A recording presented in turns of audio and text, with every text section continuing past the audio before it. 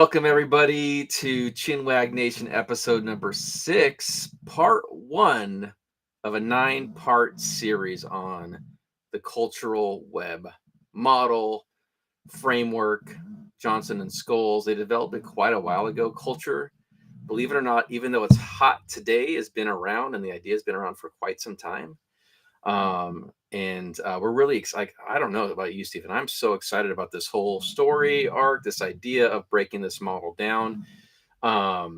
It's measuring the immeasurable, right? This idea of culture and morale, this idea of measuring the immeasurable, is critical, right? It's critical to an organization's culture, to a leader, an individual leader, a leadership team. And really just kind of the ultimate success and health of a team at all levels. And here's the kicker. And I was taking notes. I wrote this down. From a measuring the immeasurable standpoint, leaders need to all be on the same page, right? They need to all agree to doing this and doing this work. It's vital. If they're not on the same page, you can get pockets of things, whether it's culture or morale, that you as a leadership team or an individual leader don't want to have in your organization. So like these aspects of the cultural web model make it easier to wrap your head around in terms of what you're supposed to align to. So today, like we're going to cover a few things, why the soft factors matter more than we admit. And so we're going to break that down a little bit. An overview of the cultural web model, kind of setting the stage for the rest of the episodes, and kind of tease what's to come in that space. And I quick disclaimer, right? These are Stephen and I's opinions. They're not reflective of past, current, or future organizations. This is us having a good chinwag, talking about leadership, talking about leadership from our experience perspective. And we hope that you engage with us in the chat and ask questions throughout. We'll pull those forward. We want this to be interactive. We want you to participate and collaborate. And so, Stephen, from your perspective, like, why do soft factors matter more than we admit? Like, what does that even mean to you? Yeah, it's a hard thing. And what I love about this concept of an art or web model, 9 different components, is that we really want our listeners to have something tangible to take away from our discussions, right? But so much of what we talk about is philosophical, and this concept of measuring the immeasurable and why things matter, we get into a pretty philosophical space. But in our previous 5 episodes, we've talked ad nauseum about how when you empower people, you're empowering activity. Ad nauseum for the plain talk folks. We've talked about it a lot. Okay. Yeah, we have. Bigger than like we beat the dead horse to death. And Sure. Yeah. Okay. Yeah. It's one of those things that when it comes to empowering people being one of your forces, it's difficult to implement into an organization. You were saying like have all the leaders, get on board and have to be in that same space. And I'm honestly trying to think of when I work in an organization, like everyone same when it comes to, and I attest understanding of what it means to build a pocket culture and what that can do to morale or for morale when you're creating combative cultures. But I can just speak from my relative experience that what started out as a personal journey in leadership, just based off of interactions that I had with great leaders, interactions with great leaders back when I was that have defined sort of my leadership space. The coming to work and having purpose, that feeling of caring, that feeling of empowerment and ownership over your work. When you look at people, not just as people, but also as a resource, you get so much more out of your direct report team when you've provided those types of things, that ownership, that empowerment, that advocacy. And when you don't, I think there is some very measurable outcomes that a lot of organizations care about, like whether that's your retention, whether that's productivity rates. It's just very difficult because so many organizations, and rightfully so, are results driven, right? So we talk about KPIs, key performance indicators, things that we're measuring our success with. And very rarely do you see people metrics on there as a Sure. form of activity or quote unquote widget development. Well, when I remember taking several teams through a workshop. I don't know, this was probably like 6 years ago. We broke all their work down, right? Every bit of their work. I think we took up 4 foot by 6 foot whiteboards, and we mapped it all out. We did the Eisenhower matrix pick chart, right? What's most important, what's most critical, and we sorted the visible work, and we sorted the invisible work, the stuff that comes in out of process, right? And we broke it all down, and then we broke the information down into smaller groups and buckets, and we, a people bucket, um, a critical bucket, not so critical, just different buckets based off of the themes that we saw in that work. And I would say every leader in that room, right, deprioritized the people stuff to make space for the critical. And I think that's maybe part of what you wrote down when we were talking about this session. Why do soft factors matter more than we admit? By simply posing the question, well, what will happen if we don't prioritize our people time? Right? Breakdown in communication, maybe duplicative work. To your point, an absence of productivity, because maybe they don't even see themselves in the work anymore because we're not making that intentional connection between people's strengths, which can be immeasurable, right? If it's not spoken or stated or pulled out, and their passions, right? What even motivates them? What's their purpose? And I almost want to look at this question that you, well, just to kind of close up the story. Ultimately, right, every group moved people back up to the top because they understood that everything below that would be exponentially improved and maybe even more efficient and more productive if they did that. But I almost want to look at your question before we kind of start getting into the different sections of the model. You say, why do these soft factors matter more than we admit? And I almost wonder, like, why is it hard to admit that? Your perspective and what you mean, like, why is it hard for a leader to admit that soft factors matter? Yeah. Yeah, I mean, I've been in many budgetary conversations where they have told me, if you're going to invest in this, how is it going to save us money and no time? Product Sure. doesn't count, right? And so I think over time, there's just been this conditioning of you put money in the system, you're hoping to get an output with a return on investment. And Fair over enough. time, condition that return on investment needs to be incredibly sort of like hard productivity based. So you're talking about immediate return, right? Not long-term strategic return. Maybe that's the difference between, like, measurable things usually equate to like immediate tangible ROI, return on investment, versus like strategic is like they're almost like little leaps of faith that will eventually pay off. Yeah, I could definitely agree with that. And at the same time, I think leaders a lot of times are accountable for whether it's X, Y.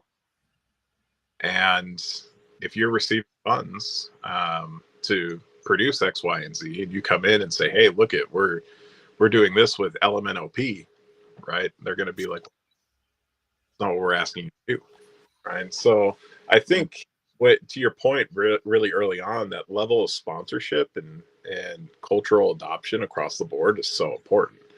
Because if you just have one person working independently, prioritizing these things and maybe making an impact in a silo, it's just not going to carry the amount of weight and the amount of support, from an organizational standpoint, organizational development standpoint, that's needed to really make that kind of difference.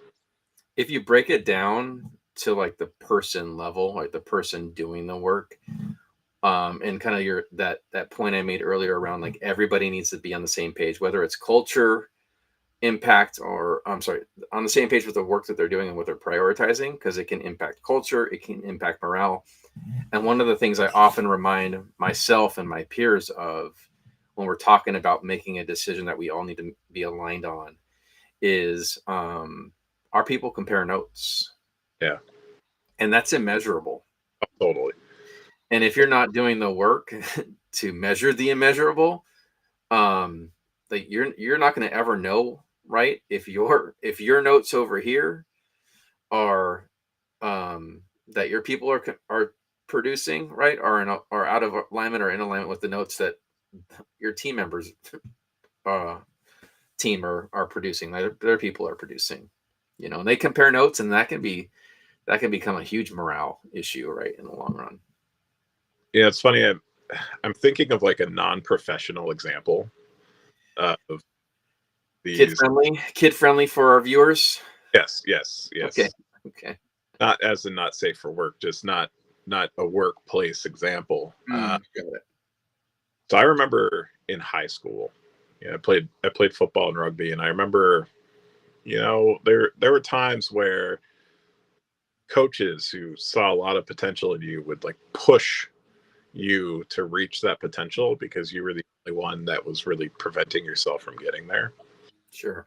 For some reason, as we're talking about this, I just remember being at the Olympia High School weight room, and it was summer camp, which is always brutal, the 2 days, and they had the whole team planking in the weight room, right? So for those that don't know, planks is like you're sitting on your elbows and you're straight back, straight legs, and I'm like 400 and something pounds, right? Like there's planking is not something that physics would normally define as normal for a guy that size, and the drill was supposed to be 45 seconds on, 45 seconds off. Hmm. So mentally, we're prepared to go for 45 seconds, but about like 38 seconds in, I remember Coach Scott Ditter says, "We're just going to keep going.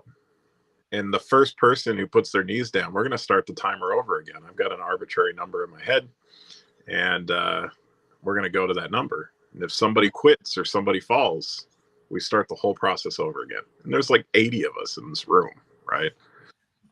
And I remember like, whether it's your ego was your motivating factor or your team was your motivating factor, nobody wanted to plank as long as we were planking. But so everybody just kind of broke out of their own identity, their own ego, and started rooting people on. I remember some of us were sweating, some of us were crying, and just the guy who's just telling you not to give up. You got to push yourself. And these are things like you would never be able to do on your own. Yeah.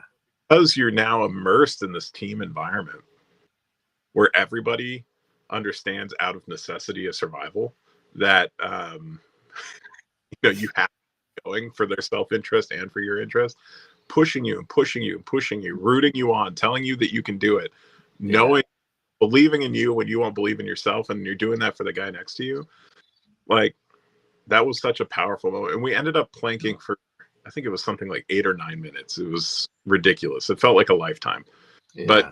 one person dropped their knee, you Mm. know, all stayed up. And That's awesome, man. I think of that, right? These soft, immeasurable things. Whereas if somebody told me to plank for 8 or 9 minutes, I would have just quit and walked away, But now I've got a team of support. I've got a coach that sees my potential. They know that we can do this, right? Empowering me to be able to do that. It's just amazing what you can accomplish if you don't get in your own way, And the same goes with leadership in your team. You're going to see your staff members, your direct reports, and you're going to see all the potential. And if they can feel like they can own their work, if they can feel like they can do more than they ever thought that they could imagine, they're going to do that.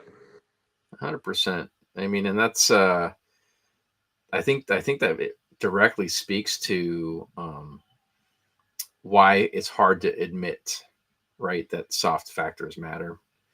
I think I would imagine there's a potential in that space, right? For the leader to maybe let go of control and create a space where their team members can self-organize and right surprise you and produce results without your direction sometimes.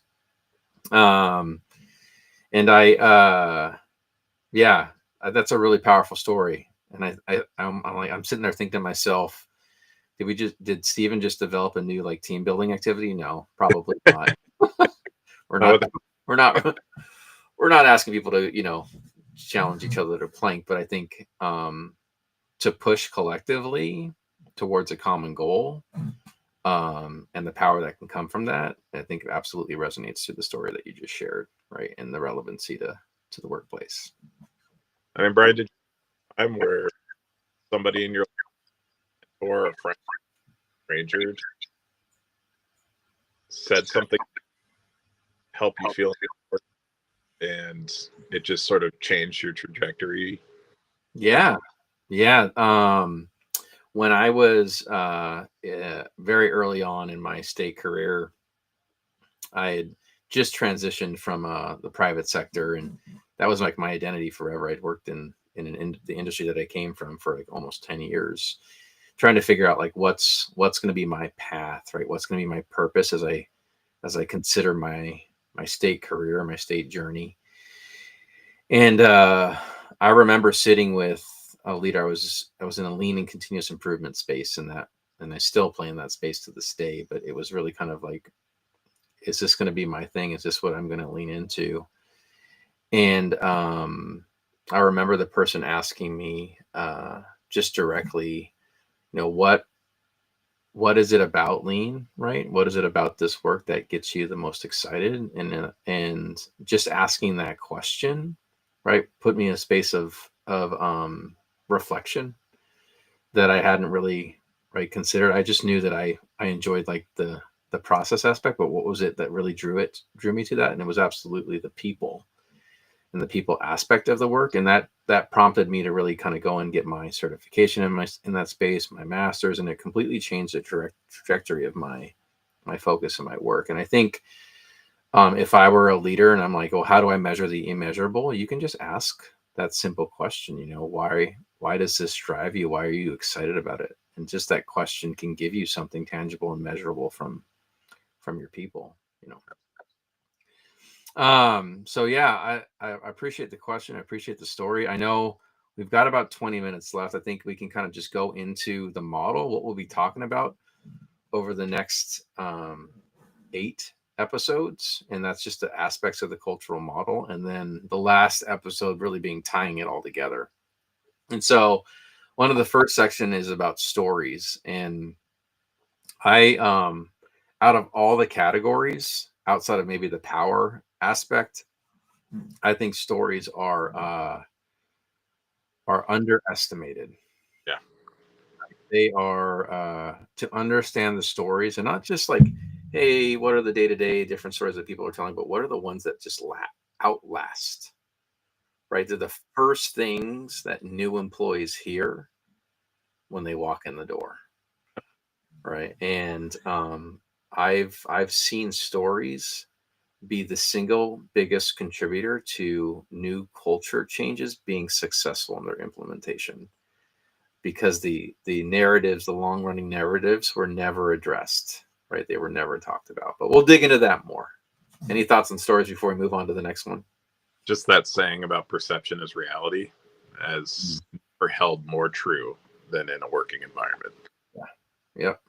Absolutely. It's folks, if before that's it's our next episode, but if you don't know the stories that are being told and that are kind of your through line, and you're not paying attention to either producing a counter narrative or addressing those stories head on, they're going to work against you all the time, right?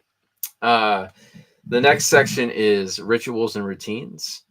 This kind of thing speaks to the core definition of culture, right? Your norms, the norms that are established as part of your organization. But rituals and routines speak to, I think they're threads that tie into all the other areas, right? Yeah. Yeah. I think the things that you wrote down is daily practices, and then just habits. And I think with every one of these sections, there's a reflection point, and that's, what do we want to do about it? Once you once you measure, what do you want to do about it? But any thoughts on rituals and routines before we move forward? It makes me think of things that, like symbols, for example. So Hmm. there's ritual that can help keep and also help with productivity, that can have some very tangible and visual sort of representations that I've Hmm. seen impact those. So there's quite a bit of a ripple effect, especially if you're doing rituals for just yourself, that can ultimately impact it. I remember when I did my first cultural analysis, and I was sitting with a leader, and we were talking about this section, and I said, this is, rituals and routines are absolutely important for a new leader, and taking an inventory of the team, like, what are their rituals and routines. And the reason why is, if you go in and you change a ritual and routine that is important to them, maybe they've been doing it for 10 years, like a birthday club, and you say, we're no longer doing birthday club anymore, you've completely set yourself back like years, right? So these rituals and routines are sometimes attached to personal value and team value. And so understanding them and measuring them is vital, right? To understanding culture and setting yourself up for success as a new leader, right? If you just come in changing things and rituals and routines, and there's like a deep intrinsic connection, you could damage that. And don't get me wrong, damage the relationship. Don't get me wrong. Like, sometimes that's what you're hired to do, and you have to kind of go do those things. But I think telling that story and understanding, so at least understanding them so you can tell that story effectively, is really important. So, and you touched on the next one, Stephen, which is symbols. It's right. It's more than just a logo. Um, right. One of my favorite examples in this space was, who has an office, who has a seat. I remember managing change events, and people cared about two things, right? They cared about two things typically with change: is who I'm going to work with changing, right? Yeah. Because you build relationships and you build rhythms and things. And the second thing is, am I going to be able to keep my seat, my cubicle space, Yep. right? And that in itself is a symbol, right? Where people sit, are they on the corner? Are they by a window? Are they in an office? It conveys a lot of things, right? It tells a lot of stories. And so I Yep. I remember walking into your office for the first time, when we were working together back in the day, and I'm like, I saw this shelf of things, right? And one of the things that was on top of the shelf was, I think, Stretch Armstrong was there. I think you had a Yeah. stretch. Wouldn't surprise Um, me.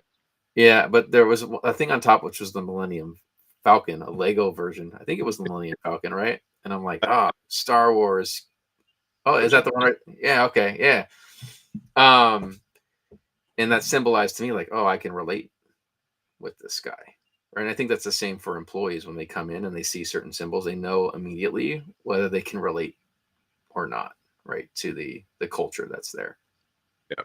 Very the way. So I'm glad to hear that story, because I was very well aware of the fact of the formality of an office and the history and the stories that people tell themselves about people in an office. And so I wanted my office space to show productivity, but also the human side of who's sitting behind the desk, you Yeah. know, make it more approachable.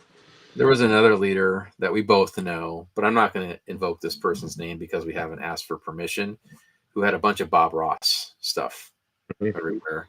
And this person also had Transformers, right? Oh yeah. So, right. And I think you know Yeah. right? Who we're talking about. So maybe some people listening in know who we're talking about because maybe they've worked with this person as well. But just a quick pause before we go into the last few here. And that is, if you have any questions or thoughts or comments, please pop them in chat. If you're on YouTube, we can respond back. If you're on LinkedIn, we can't, but we will speak to them if you have any comments or chats. So the next two, I think we can kind of talk about together, and that's organizational structure, like basically the different types, right? You have hierarchical, autocracy, holacracy, Yeah. and right, they all have I believe they all can work. You just need to hit the criteria to make them work.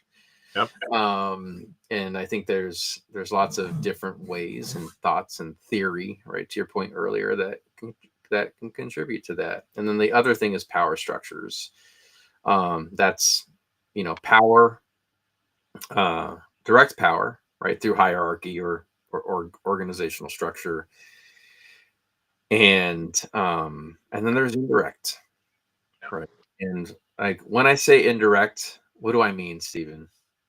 I like to simplify it to positional power, which is where yeah, and then your power, personal power, the things you bring with you, regardless of your position, and how you care about other individuals, how you make sure that you're looking at your own personal work and being very hyper aware of that, because a lot of times we can fill those quote unquote deficiencies, right, with our power.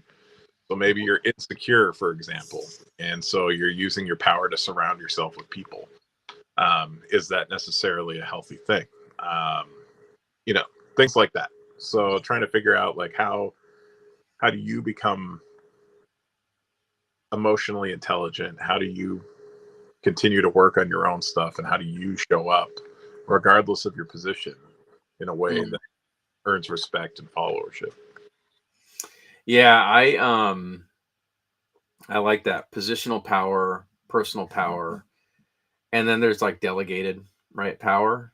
And then there's I don't know if this is a formal term, but I think about it in terms of like proximity power, right? So the reflection of what you just shared, right? The leader surrounds himself with people, but the people that are surrounding that leader inherently, right, are delegated, or they have distributed power, whether that's directly stated by the leader. And if it's not directly stated, chances are the people that see the people around the leader are likely to attribute power to them because of their proximity. I don't know if we're allowed to like put out specific titles of shows and things, so I'll just take a risk and maybe YouTube will slap me on the back of the hand. But I'm currently watching The Sopranos for the first time. And folks, don't judge Stephen. Yeah, spoiler alert. Yeah. The head of one of the mafia men gets shot and he ends up in the hospital. And the first thing that all of his captains are trying to figure out is like who can send him the best present and be the most like visible as he's hospital, right? That proximity power. People are stealing his and just trying to get it to him first. And it exactly that. And so I mean, we're just logically, for some of the logical folks out there, try not to make the leap between mafia life and work life, although that example absolutely represents I think what the point that you're trying to make, right? Like it's to be in proximity power is a coveted thing. Yep. Especially when you get into work environments that are where there's less financial rewards, so less motivation for individual performance, right? And the currency becomes information, right? And the currency becomes hierarchy. Yep. And so we'll kind of talk about that. We'll break that down, right, in that episode. And we'll separate the two. We'll have an episode on organizational structure. We'll go into those different types, and then we'll go into power structures and really kind of talk about this some more. So we're going to have 3 more episodes, after that. Control systems. So what gets measured gets managed. What gets measured gets done. And really kind of the complexities when you're managing kind of to Stephen's point earlier, key performance indicators, data, some of the challenges within that, especially as it relates to how people interpret data and their behaviors and actions that follow that. Just a simple performance indicator and everybody being aligned around it can fundamentally shift your culture. Yeah, can we just take a second to tie that back to the introductory conversation we were having here about, why does you can say whatever you want. Yeah. Well, I mean, within reason. Wait, hold on a second. I need to set some internal controls around you, Stephen. You cannot say whatever you want, but within reason.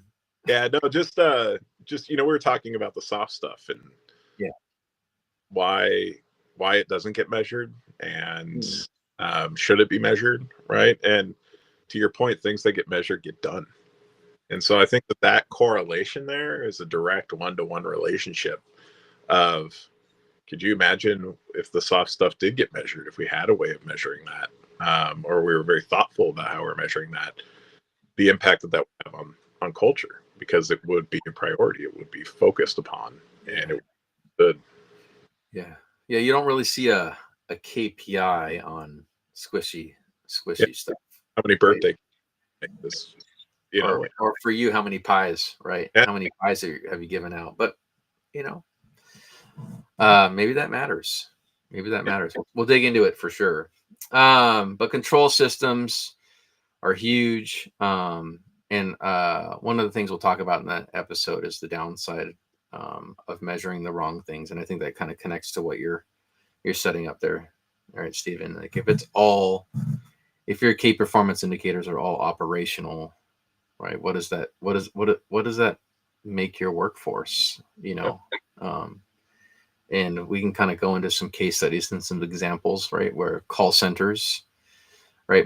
They measured less. There was less about turnaround time, right? And more about quality of the experience, which eventually led to better turnaround times. And so there's definitely some examples out there that we can dig into. And then the last two, which aren't directly connected to the cultural web model, but they're important in terms of measuring the immeasurable, and that's morale. I think in my entire leadership experience, that's probably been the one where if I'm not paying attention to it, like present and attuned to it on a day-to-day, moment-to-moment, interaction standpoint, it can slip away from you in a heartbeat. Yep. And so it's probably one of the most important to be attuned to. I think what you wrote down in our notes and kind of preparing for this series is it connects to everything, which is why we're kind of saving it for last. And I know this is deeply important to you based off of working with you and engaging with you for the many years that we have. And so I want to make sure we create space for your thoughts here before we close out. We're talking about immeasurable things. I think morale is foundational for that when you're talking about people stuff. Because we'll get into a deeper conversation about it when we get to that episode. But just asking the question, how would you measure morale? Asking the question, like what are the variables that exist under that morale umbrella?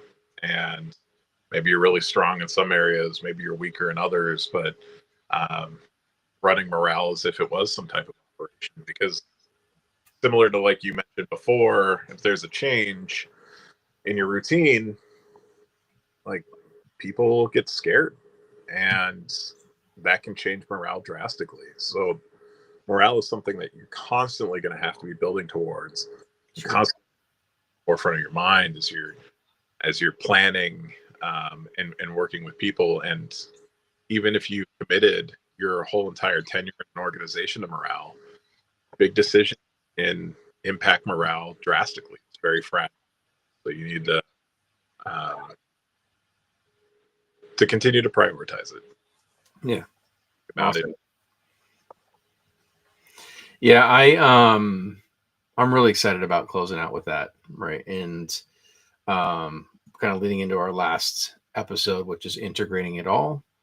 Yeah. And kind of giving and talking through how you might go through an assessment, and it's not I think with any workshop, any initiative, any project, just to get a little bit more tactical for folks and kind of trying to make sure that we make this hard. It's a hard thing to do because it requires effort and time in addition to the work that you normally do, is to make sure that we talk about scope, and when we talk about integrating it all and pulling it all together, it doesn't have to be the whole world, right? You can focus it in on a specific area of your organization, like communication. What are the stories that are told about communication? What are our rituals and routines within communication? How is power distributed through communication? How is communication distributed through our organizational structure, right? And so it doesn't have to be the world. And we'll talk about integrating it all in a way that feels easy and doesn't feel hard.